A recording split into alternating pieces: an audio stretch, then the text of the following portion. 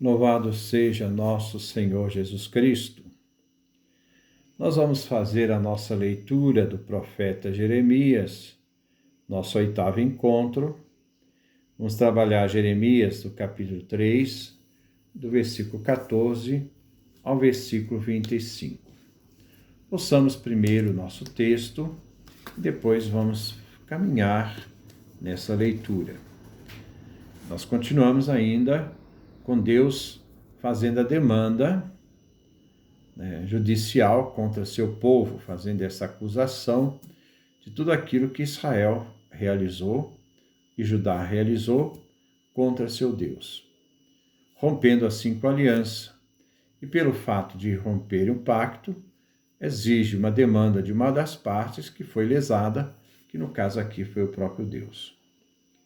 Jerusalém, trono de Javé. Voltem, filhos rebeldes, oráculo de Javé. Pois eu sou o Senhor de vocês e posso pegar um de cada cidade e 2 de cada clã para levar a Sião.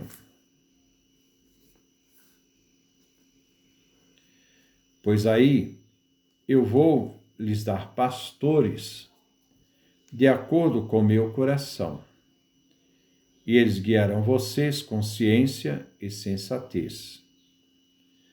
Quando crescerem e se multiplicarem no país, oráculo de Javé.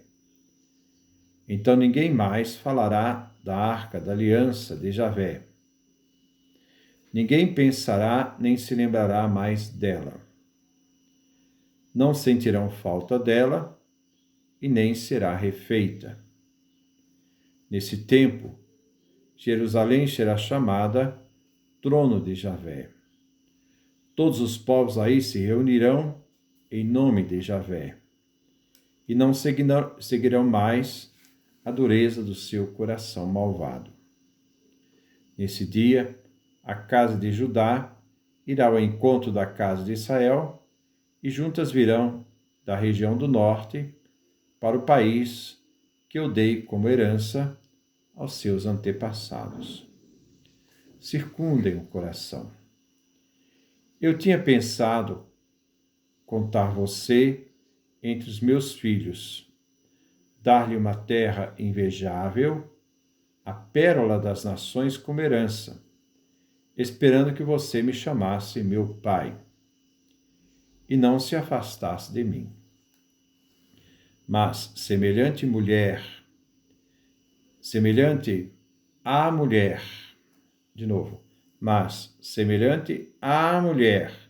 que trai o seu marido, assim me traiu a casa de Israel, oráculo de Javé. Do alto dos montes vem um vozerio, é o choro e os pedidos de piedade dos filhos de Israel, que entortaram o seu caminho, esquecidos de Javé, seu Deus. Voltem, filhos rebeldes, e eu os curarei de sua rebeldia. Vê, nós estamos de volta para ti, porque tu, Javé, és o nosso Deus. De fato, são mentira as colinas e os barulhos dos montes. Só Javé, nosso Deus, é a salvação de Israel.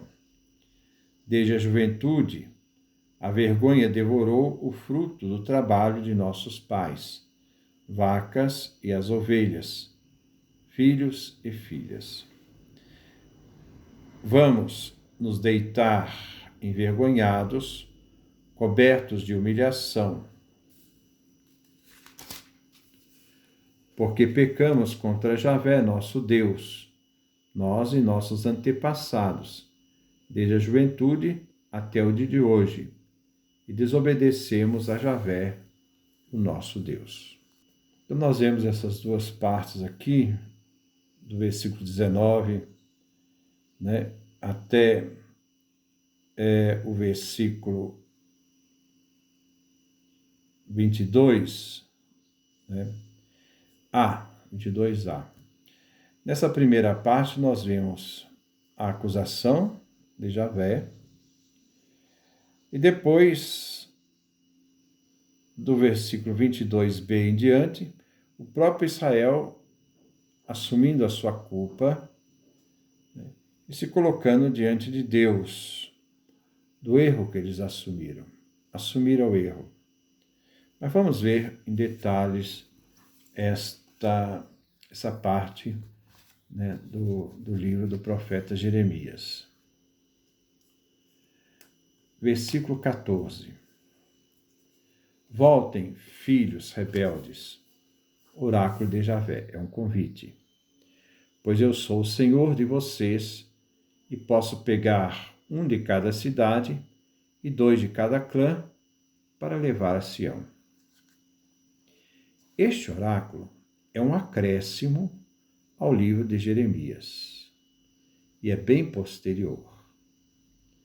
Quero anunciar o futuro em que não só Judá e Israel, mas também todas as nações, uma dimensão universal, vão se reunir em Jerusalém, reunidos ao redor de um governo sábio, um governo justo, onde a cidade se torna o lugar da presença de Javé. Então, esse texto é do pós-exílio da Babilônia.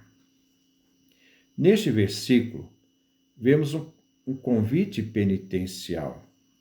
A promessa vem condicionada à volta, à conversão dos apóstatas, isto é, aqueles que renunciaram a Javé para servir outros deuses. Ao renunciar a Javé, eles quebraram a aliança.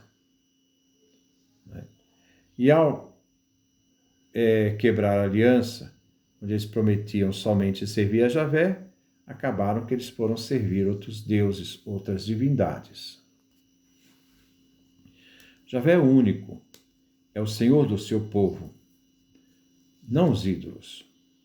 Assim Javé é o Senhor, ele é o dono ou marido, pois o nome Baal significa as duas coisas, meu Senhor. Como dono, Javé reunirá o que é seu. Como marido, acolherá a sua esposa, que traiu. Aqui, 1 e 2 podem indicar o cuidado particular. A gente vê em Isaías, capítulo 27, versículo 2, que diz assim: e vocês, israelitas, serão recolhidos um a um. Esse detalhe desse carinho de Deus que toma cada um. Né? Ou então Amós 9:9, sem deixar cair no chão um grãozinho sequer. Quer dizer, esse cuidado que Javé tem com seu povo. Expressa então cuidado.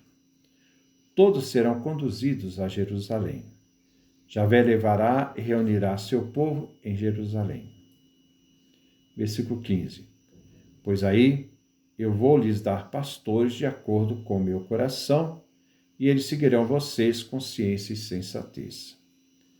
A imagem do pastor aqui é de Davi, é ligado à imagem do rei Davi. A promessa do governo do estilo de Davi. Os pastores reis governarão o povo segundo o código da aliança, exercendo a justiça com sabedoria e equilíbrio. Esses pastores serão segundo o coração de Deus, como Deus escolheu Davi. Vamos lá, primeiro livro de Samuel, capítulo 13, versículo 14. O Senhor procurou para si um homem que lhe agrada e o nomeou chefe do seu povo. A imagem de Davi faz parte da escolha de Javé. E o pastor, Salmo 70, do versículo 70 a 72. Escolheu Javé a Davi, seu servo, tirando-o dos apriscos do rebanho, do ir atrás das ovelhas, e o levou a pastorear Jacó, seu povo, Israel, sua herança, a herança de Javé, lembrando que Jacó e Israel são as mesmas pessoas. Ele pastoreava de coração íntegro e os guiava com mão experiente. Versículo 16. Quando cresceram e se multiplicaram no país, oráculo de Javé, então ninguém mais falará na arca da aliança. Ninguém pensará, nem se lembrará mais dela, não sentirão falta dela e nem será refeita. O povo de Israel crescerá segundo as bênçãos dadas a Abraão. A arca era o objeto mais importante do templo. E a arca guardava o protocolo da aliança. E era o trono da presença do Senhor. O Senhor colocava os pés nos querubins acima da arca. E a presença também da glória divina. Na queda de Jerusalém, a arca desapareceu em 586, quando os babilônicos destruíram o templo e a arca. Agora, não mais tem a arca, pois Jerusalém toda será o trono de Deus. Toda a cidade será consagrada ao Senhor. Segundo Ezequiel, se referindo a Jerusalém, assim será chamada Jerusalém. O Senhor está aí. Ezequiel, capítulo 48, versículo 35. O texto aqui faz 5 negações. Primeiro, ninguém mais falará na arca da aliança. Segundo, ninguém pensará mais na arca. Terceiro, ninguém se lembrará mais dela, isto é, da arca. Quarto, não sentirão falta da arca. Quinto, não será refeita a arca. Uma realidade importante. Antes do exílio da Babilônia, a arca, que era o centro do templo. Agora, no pós-exílio da Babilônia, ela não mais será lembrada nem refeita. Ficou no passado. Agora, Jerusalém é sagrada, com a presença de Javé. Versículo 17. Nesse templo, Jerusalém será chamada trono de Javé. Todos os povos aí se reunirão em nome de Javé, e não seguirão mais a dureza do coração malvado. Javé, ao tomar posse do seu templo em Sião, o Senhor faz morar ali o seu nome. O trono era onde Javé reinava. Jerusalém será chamada trono de Javé, pois Javé reina da cidade. Será uma cidade onde os povos se reunirão. Em nome de Javé, todos se reunirão, e não mais resistirão com dureza de corações resistentes. A confluência dos povos a Jerusalém encontramos em Isaías, no capítulo 2, do versículo 2 ao versículo 5. No final dos tempos, o monte do templo de Javé estará firmemente plantado no mais alto dos montes, e será mais alto que as colinas. Para lá correrão todas as nações. Para lá irão muitos povos dizendo: venham, vamos subir a montanha de Javé. Vamos ao templo de Deus de Jacó, para que ele nos mostre os seus caminhos e possamos caminhar em suas veredas. Pois de Sião sairá a lei e de Jerusalém a palavra de Javé. Esta perspectiva de Jeremias e Isaías, onde os povos acorrerão a Jerusalém, tem uma perspectiva escatológica. Jerusalém é o cume escolhido por Deus, o monte. Este monte, através da lei e palavra, impõe uma ordem de justiça e pela justiça estabelece a paz. As nações são atraídas com uma força, arrastando então todos os povos a essa centralidade, a essa busca do encontro de Javé em Jerusalém. Versículo 18. Nesse dia, a casa de Judá irá ao encontro de Israel, e juntas virão da região do norte para o país que eu dei como herança aos seus antepassados. Ainda continua Jeremias, com a perspectiva escatológica. Jeremias fala da união da casa de Judá, reino do sul, com a casa de Israel, reino do norte. No tempo de Roboão, houve um cisma, onde Jeroboão separou de Judá e criou o reino do norte com 10 tribos, enquanto Roboão, filho de Salomão, ficou como com o reino do sul, a capital Jerusalém, com 2 tribos, Judá e Benjamim. Depois de separados, a perspectiva escatológica, né, é a volta da união dos 2 povos, onde Judá irá ao encontro de Israel e formarão um único povo. Eles virão do norte. O reino de Israel foi derrotado pela Síria, norte. E Judá foi derrotado pela Babilônia, também no norte. Agora voltam do exílio juntos para tomar posse da terra que Javé deu ao seu povo. É a casa de Judá aquela que toma a iniciativa e vai ao encontro da casa de Israel. A mensagem de conversão, né, vai se atualizando. Circundem o coração. Versículo 19. Eu tinha pensado contar você entre os meus filhos, dar-lhe uma terra invejável, a pérola das nações como herança, esperando que você me chamasse de meu pai e não se afastasse de mim. Javé faz, nesses versículos 19 e 20, uma repreensão. Javé trata seu povo usando a imagem de Israel como filha. E vem comparada aqui com esta filha, embora a filha não tenha direito à herança, mas somente em casos extraordinários. A filha herda do pai, mas aqui é um caso extraordinário, né? A filha vai herdar do pai, que é Deus. Esta herança é uma herança esplêndida, o esplendor das nações, e que a filha reconhece Javé como seu pai. Entre os filhos de Israel, como filha, ela teria então direito à herança, a melhor terra. Javé esperava uma resposta positiva do seu povo, reconhecendo assim a paternidade de Javé, se eles não se afastassem de Javé. Mas Israel afastou-se de Javé, procurando outros deuses, outros pais, não reconhecendo Javé. Versículo 20.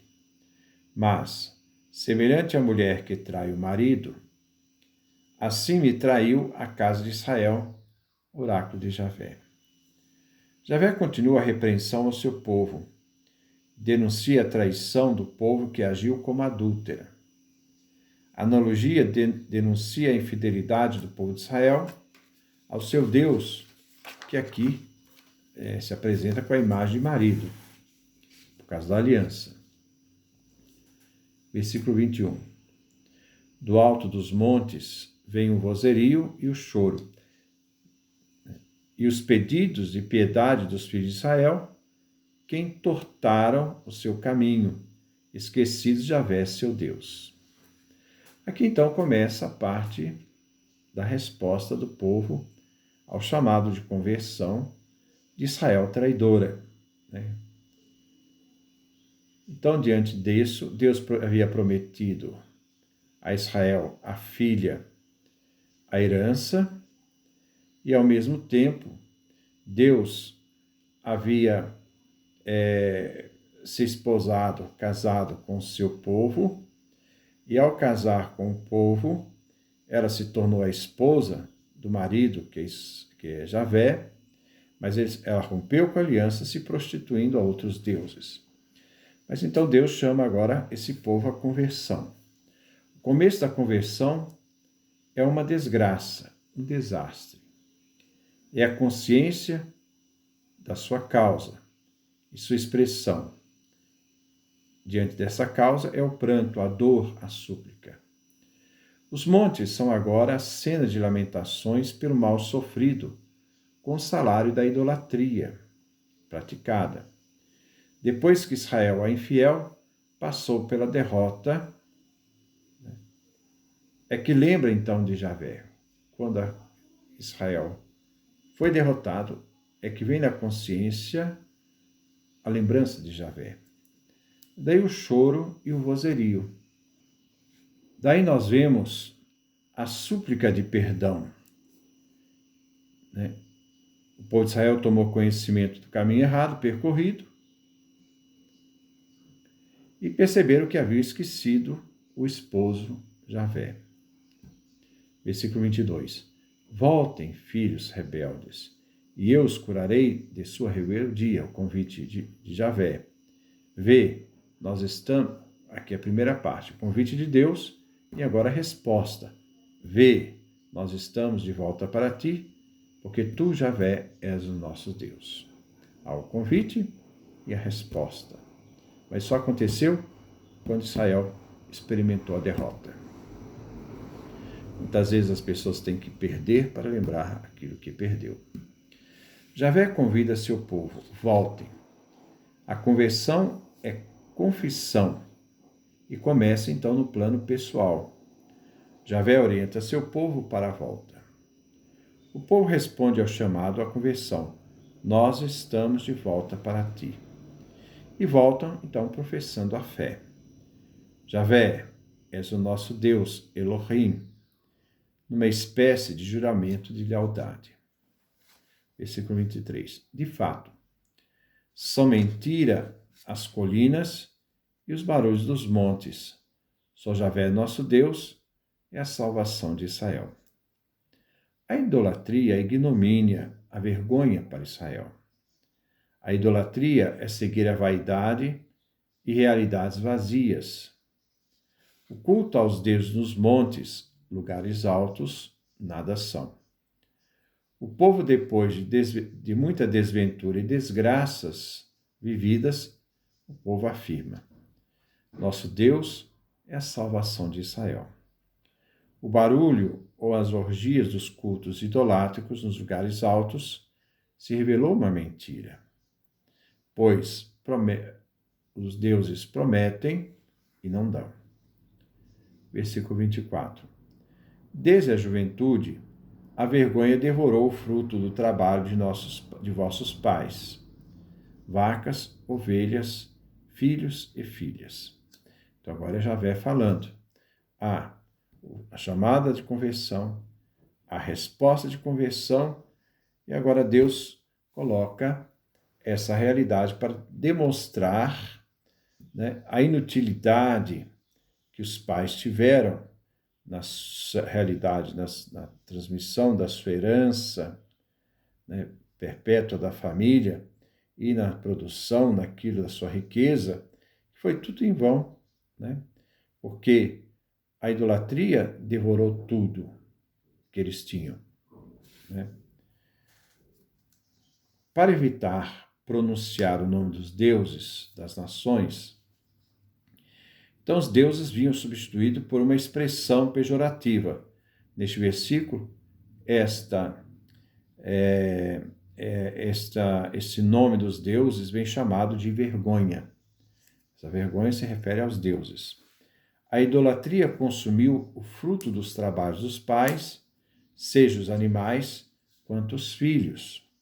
Lembrando também que existia o culto do sacrifício de pessoas no culto de Baais, principalmente os filhos. Versículo 25. Vamos nos deitar envergonhados, agora é a resposta do povo. Javé fez lembrar que os pais perderam tudo, e agora vem a resposta do povo àquilo que Javé havia falado no versículo 24. Vamos nos deitar envergonhados, cobertos de humilhação, porque pecamos contra Javé, nosso Deus. Tomada de consciência. Nós e nossos antepassados. Por isso eles não tiveram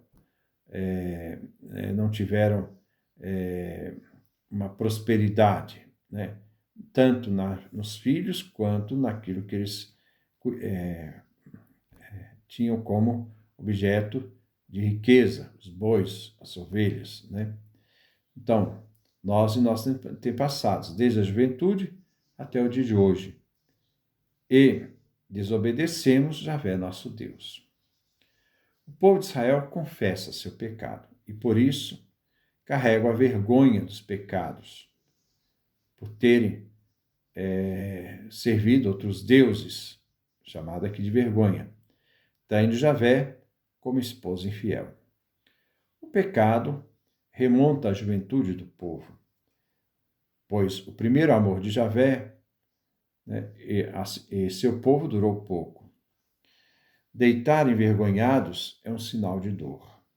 A confissão do pecado refere à consciência de que se deve buscar Javé, porque desobedecendo a Javé, quebrando a aliança e servindo outros deuses, né, o pecado do passado e o pecado do presente não levariam Israel para frente, só levaria Israel, né, à perda daquele que é o único que ama Israel.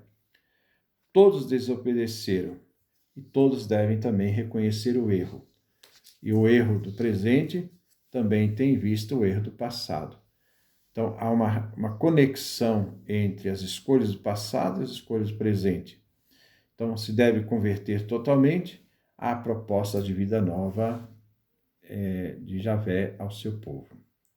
Mas depois nós vamos ver que o negócio não foi seguindo desse jeito, não, né? O povo ainda vai ficar persistente em cultuar outros deuses, e aí vai vir novas denúncias, como nós vamos ver no profeta Jeremias. Que Deus nos dê a sua graça, a sua bênção, a sua face resplandeça sobre nós.